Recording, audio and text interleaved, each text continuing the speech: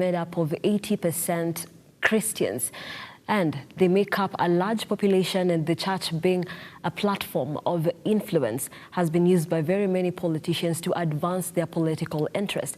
Today on the show, we talk about the church and the pulpit politics. How much involved should the church be in politics, and can church leaders be part of the country's leadership?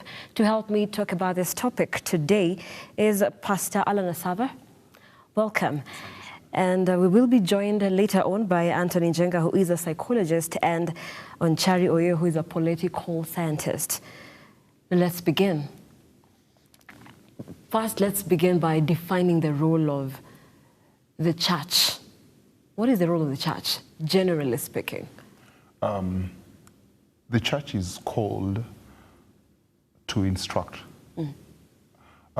Scriptures calls the church, the body of Christ, the salt of the earth, and the light of the world. So, as the light of the world, what are we meant to do if we are called into places where we ought to cast light? Every time we talk about light, we are saying there is darkness, right? We live in a dark world, right?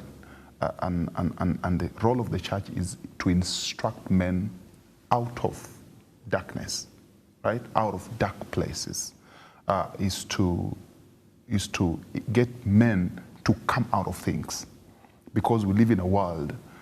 Men are into things that they were never created to be. So we are called to instruct. We are called to inform. We are called to transform communities of people and individuals. So the role of the church is basically transformational. If we cannot talk transformation, we cannot talk about church, because that's what light does. Light transforms. Light gives birth to life. Light gives birth to life. So we are a life-giving institution. We are called to give life, or to instruct men into things that give life. Yeah. And the church, being an institution of very great influence, then it commands the attention of a lot of people. That's right. Yeah, and the voice of the church is always very relevant in different issues, be it vaccination, yes. Now in the political sphere, yep. And in many other different things. And looking at back in history, then we see that the church, even during Moi's era, which was marred with a lot of fear, when other institutions could not boldly speak about any social ills, poor leadership, corruption. But now the voice of the church could still be heard from that time. So the church and politics, where do they meet? Because when you talk about politics, you're talking about people. When you talk about church, you're talking about people. The people who are in church are in politics. The people in politics are in church. Because you're talking about the very people maybe wearing different colors, right? Or carrying different responsibilities. So you cannot separate church from politics or politics from church, because you're talking about the same people, right? So it's about maybe this man who is in church and in politics, or this man who is in politics and yet he's in church. How do they define their roles in church and in politics? Or how do we define the role of a man in church and politics, or the man in politics in church? Yeah, but you cannot separate church from politics, because you're talking about the same people. The same people who go to the market are the same people who come to the church. You understand? Yeah. So church and people, you cannot separate. Yeah. Yeah. Right. And the politics in Africa, and Kenya to be specific, is known to be dirty. Like, you cannot be a politician who's not dirty. People just know politicians are the people who've been, quote unquote, named to be the killers. You know, the money laundering, fake gold syndicates, and more and more and more. So the politics is deemed to be a very murky sector. So when the church is actually involved, when politicians come to church, then that's where the problem is. What are your thoughts? Politics is not dirty. People are. right? Politics has never been dirty. People have, we have people who've been raised differently. We have people who've been raised on different values. When people grow from different value systems, they come with how they were raised. You understand? I keep telling people we cannot leave, for example, the issues of governing a nation to the politicians. You understand, right? Or because people have said that politics is a dirty thing. So let's leave it to dirty people. Mm-hmm. And then when what you are saying is let's allow dirty people to do what? Let's allow dirty people to rule over. It's like saying let the unrighteous rule over the righteous. Mm-hmm. It's a very dangerous precedent when we get to a place where we accept that it's okay for the unrighteous or the wicked to rule over the righteous. You understand? So politics in itself is not dirty. It is the actors in politics, right? Depending on how they were raised. If a man was raised with zero values, then he brings zero values into what he's doing, right? Mm-hmm. So if a man is raised with Christian values, then he brings to the play what he's been raised into. So politics has never been dirty. It's the actors. So we're supposed to talk about actors rather than the environment itself of politics. Mm-hmm. But can we then really separate politics itself from people? If people are dirty, then they make the politics dirty. Exactly. Mm-hmm. And again, then what is my role as a Christian, right? Like we said, I'm the light. What am I supposed to do where there is darkness? You understand? Mm-hmm. So if you have men who have created a dark environment, then my responsibility as the church is to dispel the darkness. And that's what light does, right? So even from my end, I have no excuse. I cannot sit back and say politics is a dirty thing, we should leave it to dirty people. Then what is my role in this dirty, dark world, if not to cast the light of God and dispel the darkness? So I have a responsibility, we have a responsibility to make sure that the environments through which we do our politics are sanitized or are cleaned, you know, or we create an environment where we can do politics of godliness.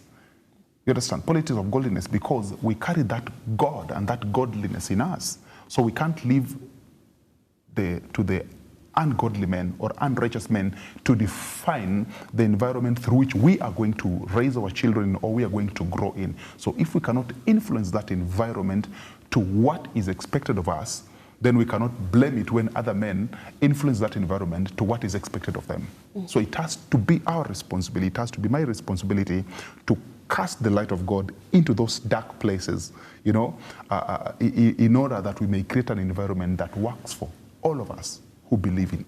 Yeah.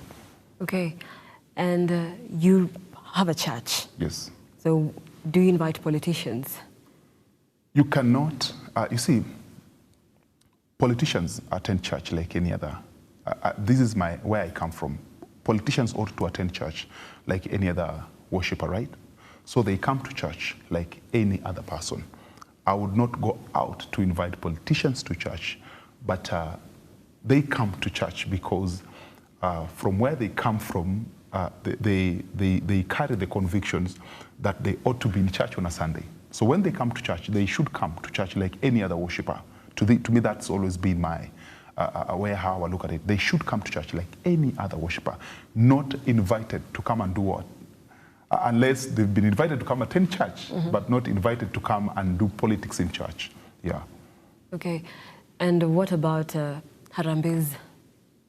I've not conducted one. we know that in church there are usually a lot of, some people actually run away from church because there's always contributions all the time. Yes. So, and if a church can get access, say, to a politician, to come and help, who would come and say, what are you trying to construct? A Sunday school, a school, mm-hmm. then he'll be over there giving 10 million, 15 million, and then that project hits the ground running. Okay. Mm. That's okay. It's pretty fine. I don't think there's anything wrong if you invited friends to come help you get a project done. It's not wrong. It's not unacceptable that if you have a project or if you have an initiative, and that's what we do, right? We call friends when we have need, and we believe that it is important that they come on board to help us take care of that need. So to that extent, it is okay to invite a friend, but they don't come as what? They don't come to politic, they come to do what? They come to support where they've been invited to support, or to give out of what they have, because that's what you call them to do. But what we've done, what we've seen in the recent past is maybe churches out of what I cannot say have created needs because they know politicians have money, and so we've invited politicians to our churches so we can get monies from them. So we create projects or we create needs so we can invite politicians to come meet those needs. To that extent, I think it's wrong. But I know ministries do have needs, and when people generally have needs and they seek to seek support from friends, there is nothing wrong doing that. But there is something wrong when people outrightly create needs to invite politicians to go meet those needs, because they know politicians have money to do that. Yeah. Okay, and when politicians show up in church, we know that politics, Kenya, actually the celebrities in Kenya, politicians are one of them. Yes. We talk about celebrities, yes. Because someone like Raila Amolo Odinga has been consistently in politics, and there's no one who does not know him in the country. So our political figures are actually the celebrities. That's right. So when they show up in a given church, then the pastor even just feels compelled to give them an opportunity to speak. So if that is so, then how do you then decide, how do you prevent them? Because any opportunity they get, then they dive into politics. I think, and that's where the conversation ought to be. How do we manage the pulpit politics? From where I come from, we don't do pulpit politics. We can do politics outside pulpit, but we cannot do politics on the pulpit.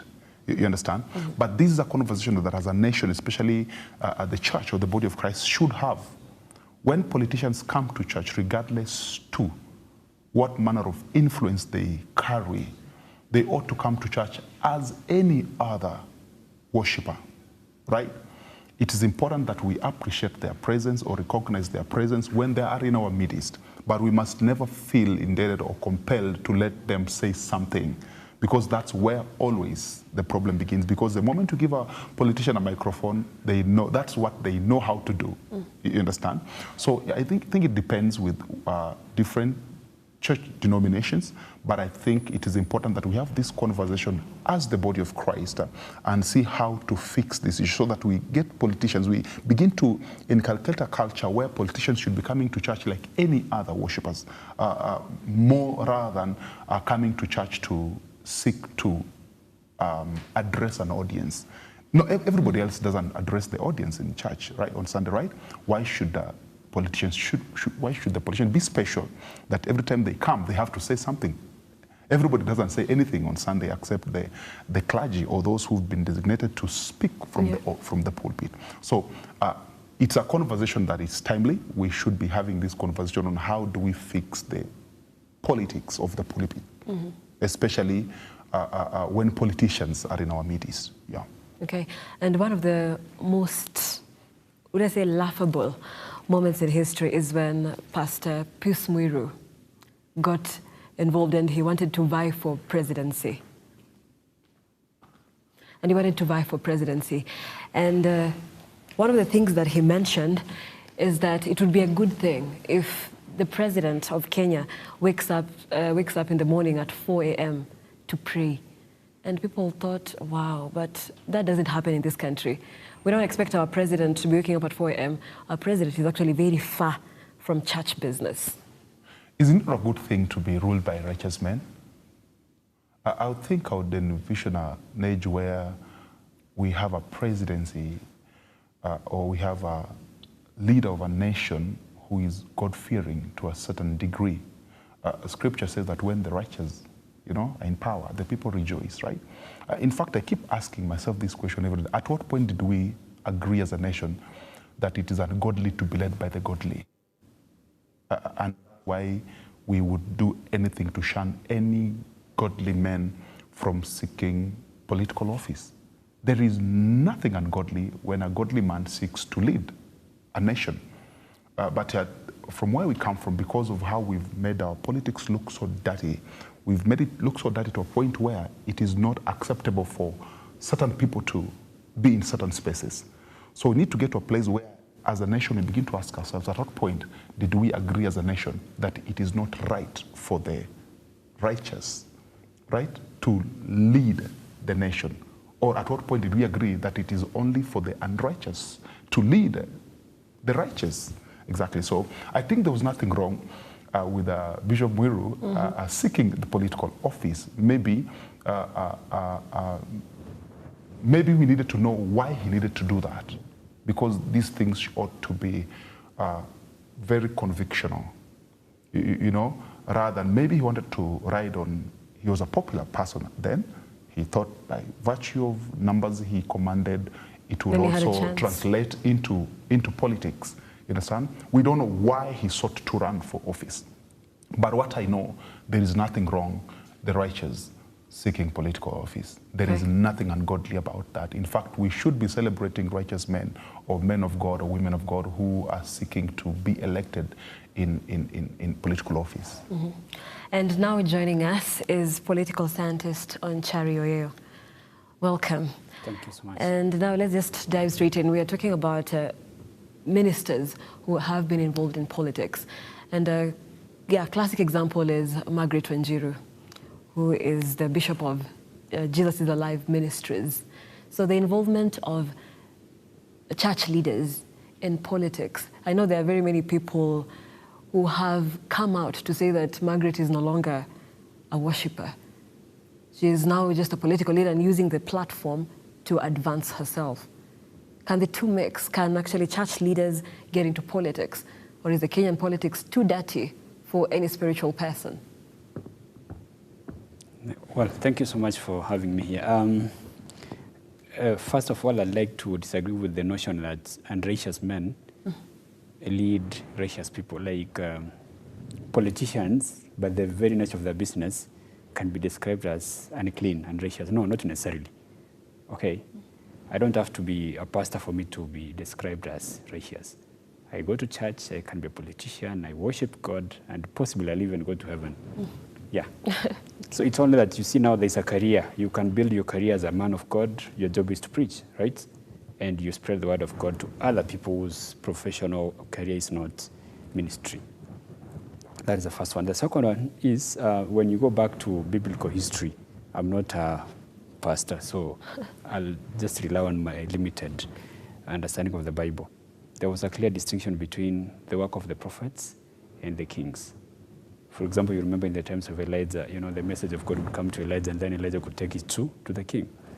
And so there was that kind of demarcation. There was a clear, a very thick blue line. If you were a prophet, your job was to carry the message of God from point A to point B. And if your job was to be, if you were anointed as a king like David now, your job was to receive the word of God from a prophet and make sure the people led as per the decrees of, you know, Yahweh. So we don't have a developed social system. That is why so many things are wrong in most African countries. Even our, you know, we don't even have serious entrenched philosophies. Our education system is messed up.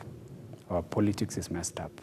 In a proper setting, if you've built a career as a minister of God, you stick to that so that your job is to bless politicians who can then lead the people. And that is a mindset Kenyans have, and for good reason.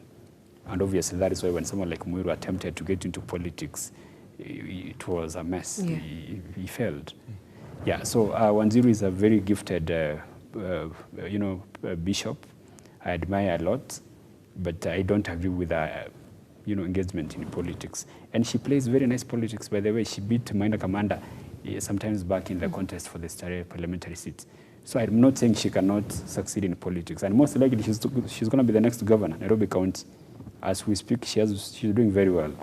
But I'm not for the idea that you move from church to politics. It's not okay. If you ask me, that is my personal opinion. And when you look at advanced or developed democracies, you can see that there's a clear difference, a clear space between church and state.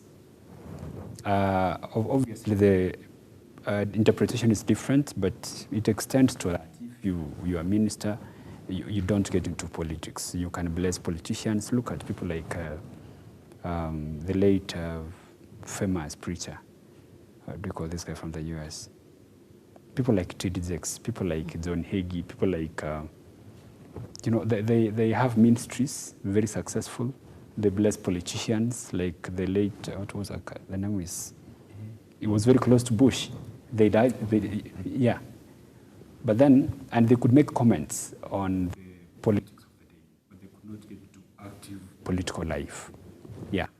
And I'm thinking, politics and government have so much that is controversial that if you get in as a man of God, you're likely to be enveloped or entangled in that confusion, which again will soil and bring into question or even disrepute your job as a minister. Yes. Okay. And you seem to be of a different opinion. Yeah, my opinion has always been, my brother has brought up the issue of biblical history, and there is a reason why it is informed that way, that there's a time when if a man was a king, he was a king. If he was a man was a priest, he was a priest. If a man was a prophet, he was a prophet. But also in biblical history, we see men of old who somehow managed to play into all those roles. And we could give an example like Moses. He was a prophet, right? He was a priest. But the man was also a political leader, you understand? Talk about Daniel. We see men in biblical history whose roles changed. Ezekiel was a priest who became a prophet, right? We saw kings who prophesied, you understand? Or prophets who were priests, So even in biblical history, we would see sometimes the roles of men in how they function in the society changing as God would direct them. But again, I agree with him. By nature of how our politics is done, and by how we've defined our politics, it is not an easy thing for a man to be a clergy and a politician at the same time, because of how our politics are done. Yes. Okay, and Onchari, the deputy president has come under fire a lot of times because he is always in church every other Sunday, and of course giving a lot of money around. And he says he is a man of God, but some people think that it is just an avenue, to woo in voters and get the church, because the church commands a lot of votes on his side. Yes. So what are your thoughts on the same? The deputy president is a smart politician. He identified a constituency which was underexploited politically. He moved in very quickly, and in fact, he's finished his work. He got in very quickly, very fast, invested a lot, and all this noise will not spoil his votes. When you go to 1 Kings chapter 6, it talks about the building of the temple by Solomon. That's right? He was given instructions by God to build the temple in Jerusalem. It's 60 cubits long, it's 20 wide and 30 high. So all those measurements are there. Since a politician or an administrator or governor overseeing the building of the church. That's right. Directly is involved. He assembled all the people required to do the job, he got the resources, and then the job was done. So politicians making donations in church for the building of places of worship is totally acceptable. Now, the confusion comes in when this is interpreted to mean exploitation of the enormous voting potential of the church to someone's political advantage. Nobody has stopped any other person from doing that. And pastors and priests and all these other guys have a chance, then they have the power to tell politicians, including the deputy president, that there is this place that you cannot go past. You cannot come here and talk about how you intend to do things for people when you get elected. That is campaigning. If you come in as a Christian, you make your donation, maybe you want to help us to build a church somewhere, that is okay. Priests can define that, pastors can define that. Okay. But if you decide to allow your pulpit to be used by a politician to send his message or a message, that is entirely up to you. Because I think the congregation will obviously be receptive. They'll listen, and then they'll make up their minds. There's no difference between listening to the deputy president in your church and by the roadside. The message will be the same. What will be different is basically the venue. So the deputy president is a smart politician. He moved in quickly. And that is why most of the guys who are criticizing him are trying to copy the same thing. Lately, I've been seeing the Right Honorable former Prime Minister Raila Odinga trying to go to churches as well, holding the Bible. That is because of the standards that have been set, political standards that have been set by the deputy president. And then this is what we call personal behavior and where you come from, personal microculture. For example, when I wake up in the morning, I find it very hard to shower. So it works well if I shower late in the night, maybe late around 2 a.m., so that in the morning I just brush my teeth. And live. And wash my face and then get out of the house. So that is a microculture that works for me. Now, the deputy president, from what I know, comes from a family where there is the element of prayer. The wife is very prayerful, and it's gotten to a point where every kind of statement he makes, he says, kuna Mungu mbinguni. So it's gotten into him.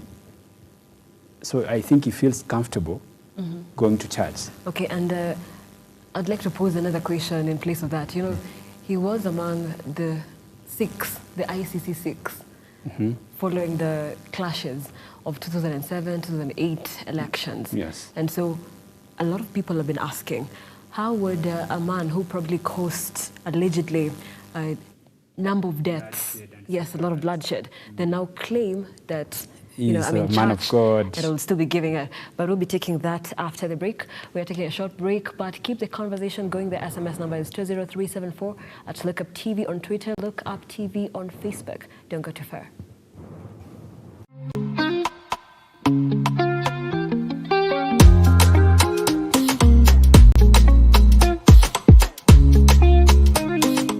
The future of money is simple, like unlocking possibilities with a smile. And having the world in the palm of your hand.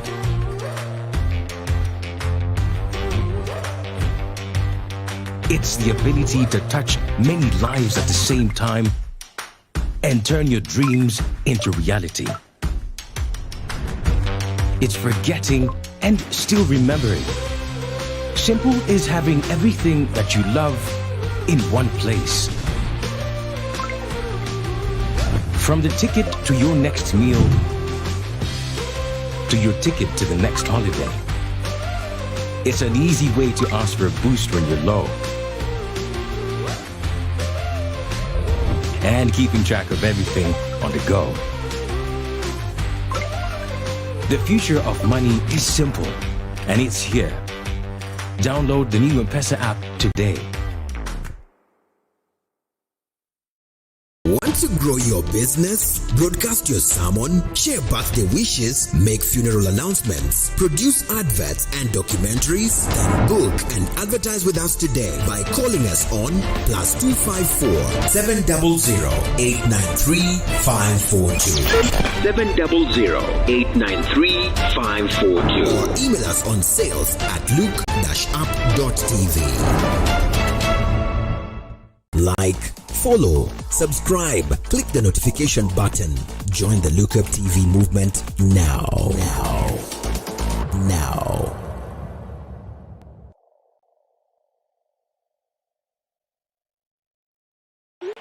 Please make those payments and take them out the freezer. Enjoy your day off.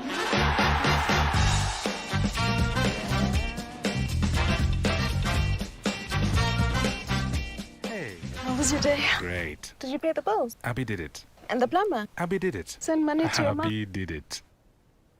Who's Abby? Bank on WhatsApp with Abby, your 24/7 digital personal banker. Another digital innovation that gets things done. That's Africanacity.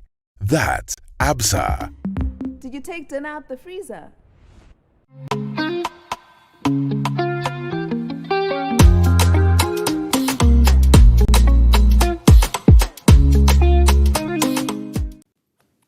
Right, and welcome back. Thank you so much for staying with Look Up TV. The hashtag is Big Idea, right here with me, Nancy Nelima. And today on the show, we are talking about the politics of the pulpit. Can politicians come to the church, talk about politics? Are they supposed to be doing that? And can church leaders be involved in politics? Or is it the murky, dirty sector? To help me break down this issue, right next to me is political scientist Onchari Oyeo and Pastor Alan Asava. And just before the break, I was right here on Cherry, and the Deputy President, who is a friend of the church, as Pasi has said, is a friend of the church. But if we look back at the 2007, 2008 clashes, him being among the Ocampo 6, then it does not give, it's contradicting that a man who allegedly shed blood then is here coming to church to be cleansed. Pastor is dying to respond.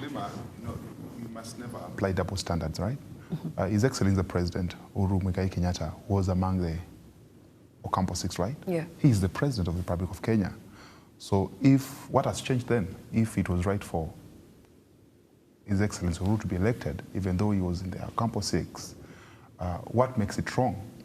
And what makes people feel that maybe DP Ruto does not deserve to be president just because of the historical issues that he is attached to. So if we're going to do politics, we have to do politics of being genuine. If it was wrong for him, if it was right for the other person, it has to be right for the other person, without necessarily subjecting the man who, of course, I would have my reservations either way. But what I was just trying to say is these politics, and what Ruto has managed to do is portrayed himself as a friend of the church, and he has managed to win quite a chunk of that electorate, right? He took advantage of the fact that most governments before, in fact, things have not been doing well for churches. You know, we've not had political leaders who've really supported the church.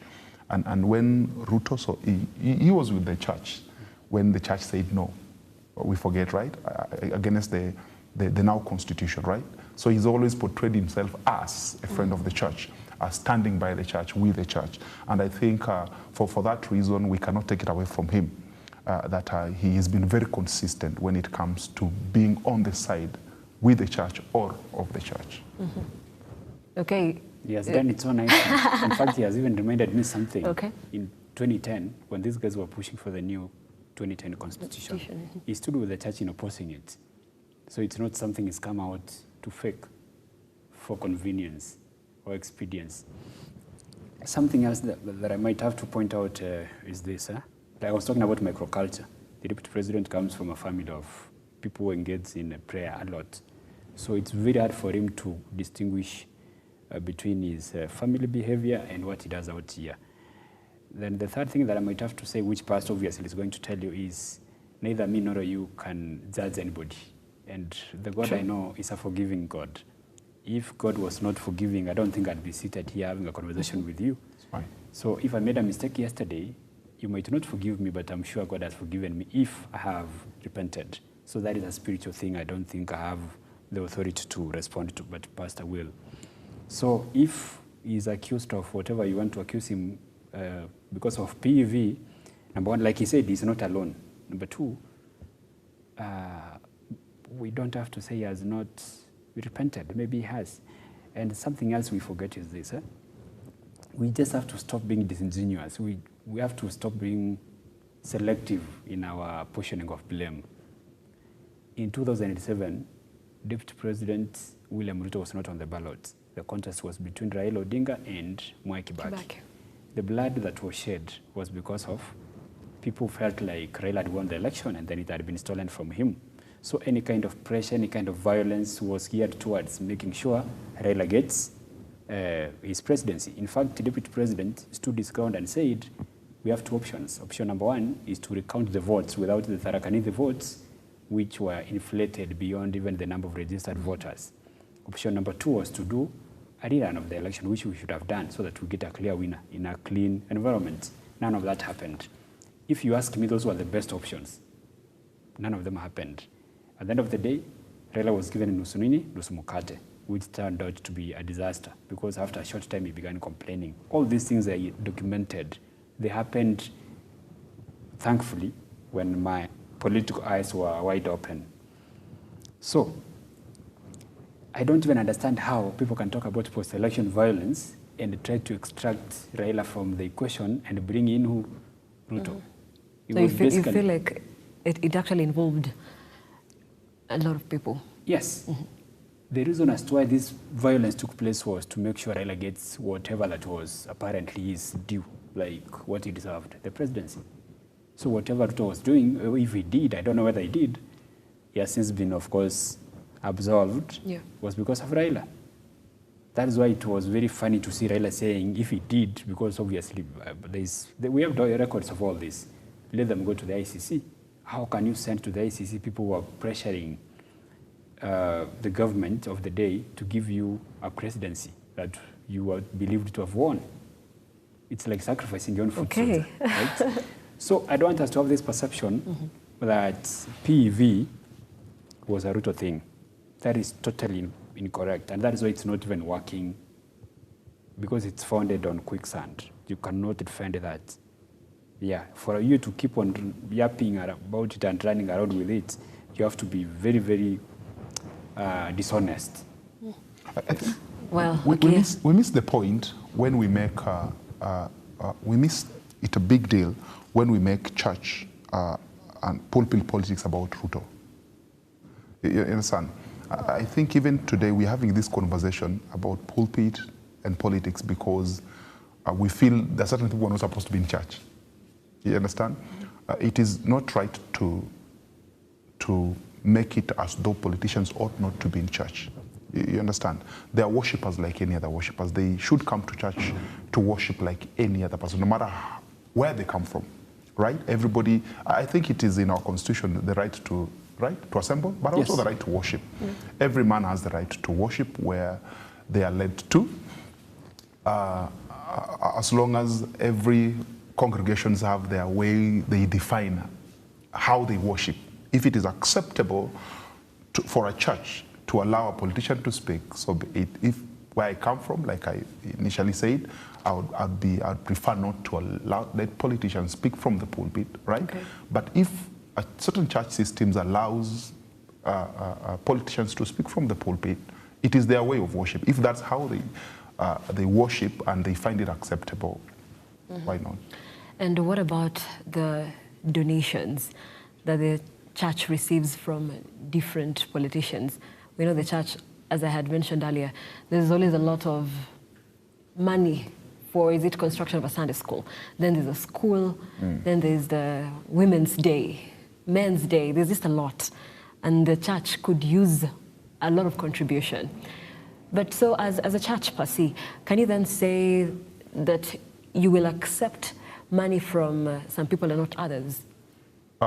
Because maybe it could be drug money. Giving is part of worship, right? This is what I do. When people attend church, we don't announce some people's offerings and not announce others. You understand? So if a politician either visited our church, when the offertory basket is going around, right? Even them, they also do what? They also throw their monies there when everybody is doing it. I think that wisdom should inform how we conduct ourselves during our offertory time, so that we don't make it as if it is okay to announce other people's offerings when other people's offerings have not been announced. So one, giving is part of our worship. But number two, it is important for us to also know where people get the monies they bring to church. But again, that one we leave it to the people who are bringing the money to church. Okay. Because I am not there when that man is making the money. I don't know I may not necessarily know what exactly the man does. But again, you see, I cannot follow through to know exactly where the man got the money. But when they bring the money to church, we say to people this, if you accept a man, you should also accept what he comes with. You understand? Yeah. If you reject a man, reject him. with who he is and what he brings.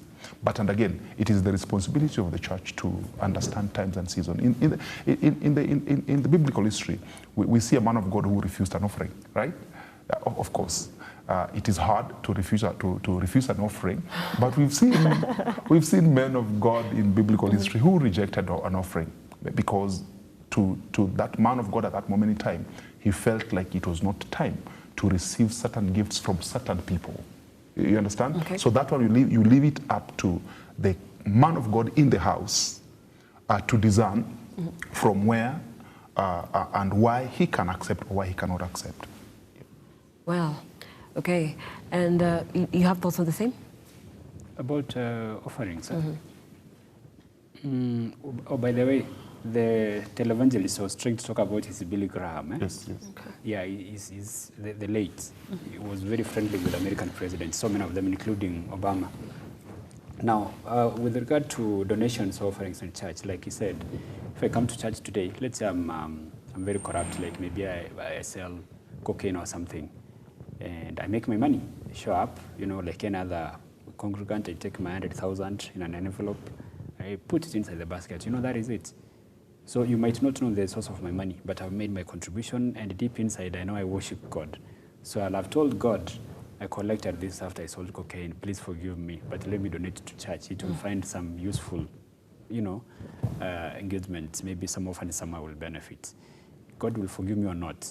As a pastor, I will not know. So he might not be in a position to reject it. But, spiritually, if you get some revelation and he's told, Onchari is a drug dealer and there's some 3.3 million. Yes, and he comes and tells me, you know what, thank you so much for your offering, but we will not accept it because the Spirit has shown me that you sell drugs, which is killing people on the streets. That is a different story. Yeah. But when politicians were, I think, envious of others who are generous enough to make donations in church, make a lot of noise and begin criticizing others who donate, it's totally unacceptable. If you mean, just be mean on your own. Okay, what I don't, again, agree with is politicizing donations. You go to church, you make a donation of, let's say, 1 million, and then it's announced. I'm not very good with Bible stuff, but then I think there's somewhere it says when the right hand, the right hand the does. left hand not know. Okay. So you go to church, maybe it's 1,000 shillings, you want to, make as an offering, you just put it inside the basket. That is okay. So it doesn't matter whether you, the deputy president of this country or the president, whichever donation you make. And that is one of the reasons why I admire the president a lot. From what I've gathered, he helps so many people. So many people, he pays school fees for so many orphans. This president, Uhuru Kenyatta, but you will never know. Because it does not. It doesn't. Announce Yeah, it. when you help, don't embarrass the people you're helping. You've seen very stupid politicians in Nairobi. You make a donation of ile sanduku ya mabati ya kubeba vitabu to school, and then you say donated by so and so. So a kid goes to school, and he's carrying a mabati box imeandikwa donated by so and so. So the rest of the kids are like, so your mom could not buy you this. You see. So if you're a politician who does that, most likely you'll not even succeed in your whatever you want to win. Okay. And now joining us is Anthony Njenga, who is a psychologist. Yes. And in this conversation, make us understand the mind of the politician and why the church looks like the best platform. Nelima, maybe I wasn't present when they were talking, but what I'd say is this. At some point, politicians are manipulators in the church. You understand me? So when a politician comes in church, agenda yake haikuangi probably akikuja church kuservice with the rest of the congregation. Probably ameenda church, kama sasa hivi we are heading to the campaigns. Probably ameenda kuseek votes. And through that, tunapata the politicians wana manipulate even the congregation and the leaders in church. And I don't know why, Nelima, why the church, wakisikia politician anakuja, they are so happy. And you get that pastor anaweza preach for 10-15 minutes, lakini politician anaweza ongea for how many minutes? 40 minutes. You understand? The manipulation mindset. Alafu pia the leaders when you're hapo mbele, the pastors, the elders, and when you're hapo mbele kwa church, the love of, I think it's the love of money. I don't know, because hebu niambie politician akikuja kanisani akose ku give in donation, what will the leader say? huyu hatuwezi mchagua. Hata the congregation, the mindset of the congregation is that politician akikuja hapa, lazima there's some amount of money at a given. You understand? So politicians wanajua the best target. Alafu pia the leaders in church wanakuanga na power. You know, Nelima, I don't know why, but it's so funny that ukiweka principal hapa na uweke priest ama pastor hapa, mwenye atasikizwa sana ni the pastor or the priest or the father. Actually, who principal atapatia father or the priest or the pastor the time to talk. Why? The church leaders have influence sana. So the politicians wakikuja kanisani wanajua hiyo influence na ile sasa amekuja hapo na agenda yake, what I'm going to do and everything. The congregation will be listening and be like, huyu amekuja kanisa yetu na agenda yake. But the main thing, congregation will be like, lazima kuna pesa itatolewa. Harambee pale, development ya church, which is a manipulation mindset. And at some point, hii society tuko in right now, and the generation that we are in, we are moving on to a very dangerous generation to come. Because ukiangalia Nelima, I'm not criticizing the church, but what I'm trying to say is this. The leaders in church, wanafaa wasikuwa na the money mindset in them. Politician amekuja church ni sawa, acha akuje na agenda yake na kila kitu. But wacha isikuwe the main thing, ameanza kuongelelea mambo na you've had these politicians wanakuja wanaanza kupigana na the fellow politicians in church. And the church is the house of God. And you can never mix politics and church. Because one thing, not all politicians wanajua God. Na pia, yes, there are some politicians when you're in the church, but once you're in politics, even the leader in church, once ameanza kukuwa na ile mindset ya kuingia in politics, things change drastically. I don't know why politicians wakikuja, politicians wakitaka kuelektiwa, like the campaign, they are so good. Wako like, I'll do this and this for you guys and everything. Wamenyenyekea. But give them 5 years. Same thing to church leaders. I don't support the fact that a church leader can be a politician and still operate the same way. Because you cannot mix the world. Because politicians, kuna corruption, kuna every bad thing. You cannot mix the world and the church of God. Okay, he's brought up something very interesting. Being money-minded. So can we say that maybe pastors or church leaders have not been empowered financially such that when there's an opportunity for them to make money, invite these politicians, then they can be able, to survive these tough economic times? It's an issue of identity more than just money. It's like where we started. It's an issue of how a person has been raised, right? There are people who've been raised not to accept everything. You understand? There are people who've been raised and they know who they are, and there is nothing outside them that defines who they are. It is only possible. I sit among politicians, they don't move me, not even an inch. I don't bow to them, not even for a second. You're a rare type. You understand?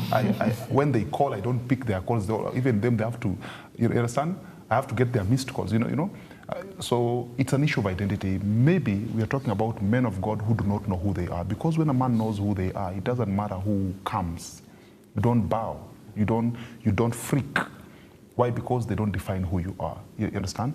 So, like I said, from where I come from, if a politician came, he will come and worship like any other church worshiper or church member, right? If they give, they'll have to give like any other worshiper, right? And most of the time, we don't even give them opportunity to say hello. You understand? We can't recognize them, right, as visitors, because it is important to always recognize people. Because politicians are very special people, right? Yeah, that, to some degree, to some extent, they're very unique kind of people. You cannot do away with them in that sense. You cannot want to avoid them, because these people command people. They speak for people, you know? So to me, it's an issue of an identity. If you find a man of God who bows to politicians because of what they bring, it's an issue of identity. It has nothing to do with the church. It has absolutely nothing to do with the church. And that's why when we started, we said the role of the church is to inform men to know who they are. When men know who they are, it doesn't matter what people bring. You can't be moved. Yeah. Okay, Jerry, what are your thoughts on this thing? No, I agree with Pastor. Okay. psychologist. What's your name is Mr. Anthony Njenga. Njenga. You know, his presentation of the church is like this holy. It should be, but what we have in Kenya is very different. And that is why I think a few months ago in Rwanda, the president made it very mandatory for a pastor or whoever wants to preach to have some qualification. What we have in Kenya here is just a mess. It's a pyramid. It's a collection of pyramid schemes and wash. Okay? You've seen what the likes of Pastor Ngangi are doing here. Zero qualifications and the kind of things they do. They slap people, all sorts of things. In fact, if you ask me today, I'll tell you the Kenyan church is more corrupt than even the political body. That is my argument. So I don't want to look at politicians as the dirty group, like psychologists might want to say. Now, the idea of understanding your position as a pastor is very, very vital, like Pastor has said, which means if the president walks in, you're going to see him as just one of the members.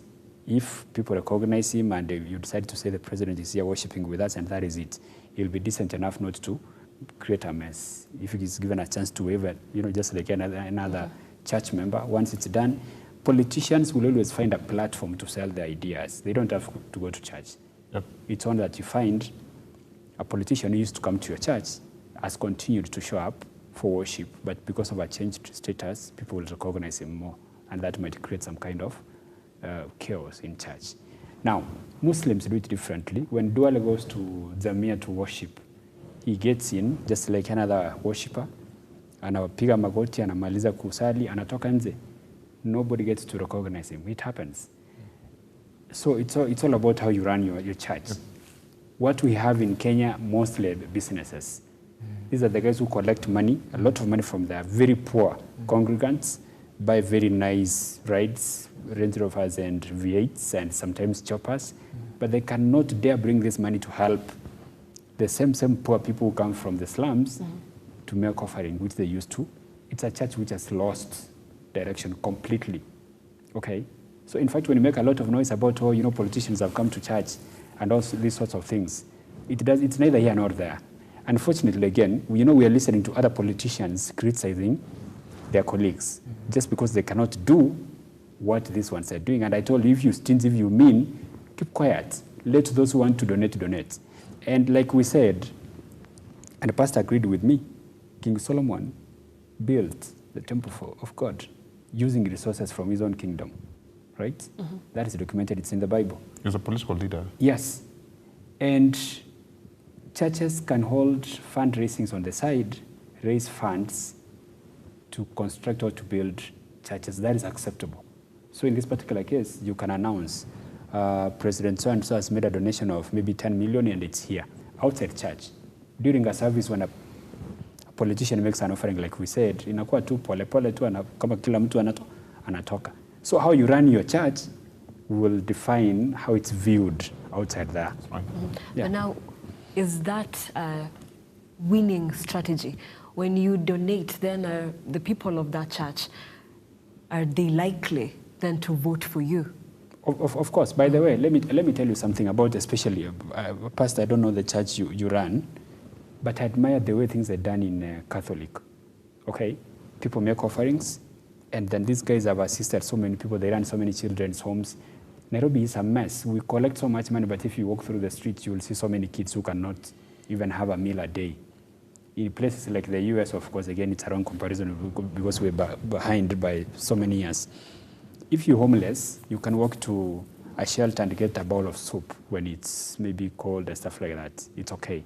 Those kids who sleep under culverts in upper Nairobi, they don't get anything. And yet we collect so much money as a city here, as a county. Now, the politicians who come to church and make donations that help churches to do this, to take care of people, take care of orphans, commendable. They should actually be blessed. If I had the powers of blessing them, I'd do that. Mm-hmm. Yes. Okay. So those donations should continue because they help. Yeah, some of these churches do wonderful work. They assist people. When a kid maybe doesn't have parents and needs to be taken care of, they run to some churches and they get taken care of. The guys who get sponsored in schools, I was in Kandotunga High School, Mosoche, where my school fees was paid by the church for 2 years. Yeah, people benefit from that. And that is because of donations from people of goodwill. There was in the book of Acts, the Bible gives a story of a centurion guy, right? Who used to help the poor, right? Who was actually a political leader, right? And he helped to build Jerusalem. Yeah. You understand? He was a political person. And in fact, God visited the man on the account of the fact that this guy had a heart to do what? To help in building the spiritual institution. He was a Gentile. He helped the Jews. You understand? So there is nothing wrong, absolutely, when politicians give to churches. There is nothing wrong, absolutely, as long as they don't give it to manipulate. You understand? Of course, there is a place of perception, like you just said. If a politician came to church and he gave a good donation, there's a way it will turn the hearts of people. Because it will turn the hearts of people, because politics is a game of perception. If somebody can perceive that this man is a friend. In fact, even when this guy, like the Bible says, when a centurion guy came to Jesus saying, my servant is unwell, the people say, please help him. He really helps us a lot. You understand? They say, help this man.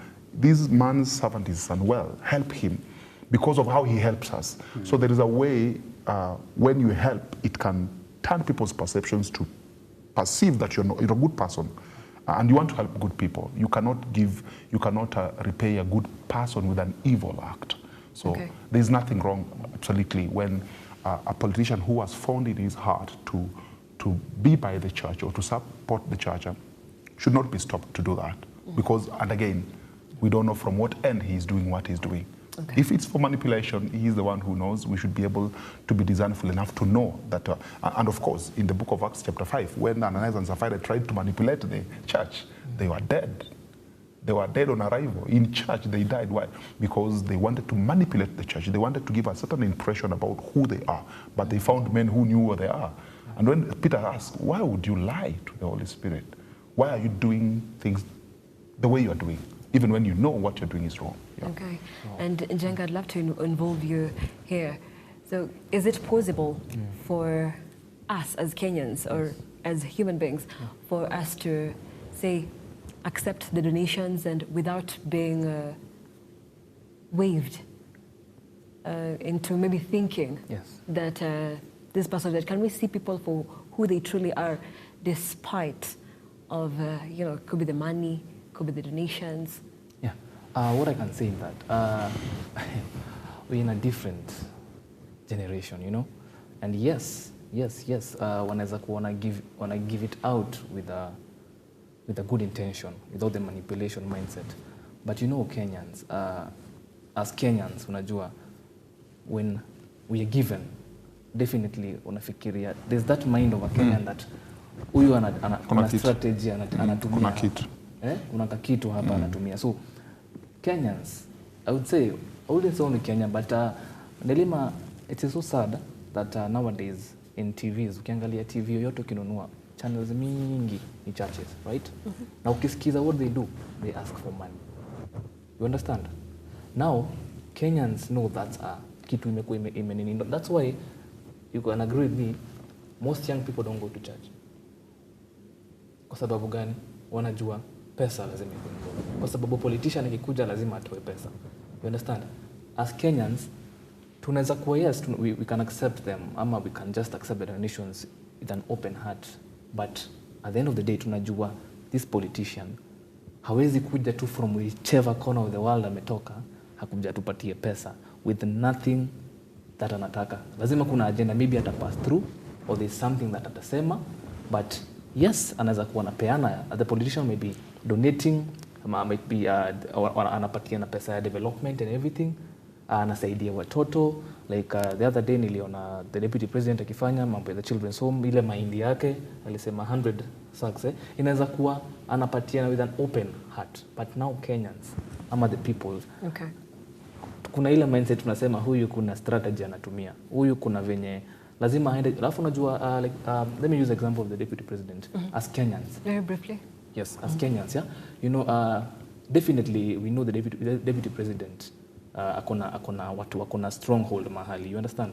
So ile kusaidiana, anasaidiana, kupatiana, churches anaenda na donate and everything. Sisi kama Kenya, Wakenya wengine pia, in the back of their mind they're like, huyu kuna sympathy votes anatafuta from the church, you know? So with that sympathy vote ndio unapata Wakenya wako like, sasa ni sawa, wacha aende kanisa donate, lakini sasa tutamvotio, lakini ni kwa sababu anaenda kanisa na anasaidiana. So the sympathy votes part of it ya kupeana ina come through. Okay, and thank you so much, gentlemen. We are really out of time. I think you can continue the conversation across social media using the hashtag Big Idea, and of course 20374 is the SMS number. At Look Up TV on Twitter, Look Up TV on Facebook. This is the Big Idea. We have been talking about the pulpit politics. Can the church be involved in politics, and can even the church leaders be part of the political sector? I'm Nancy Nalima. Thank you so much for watching.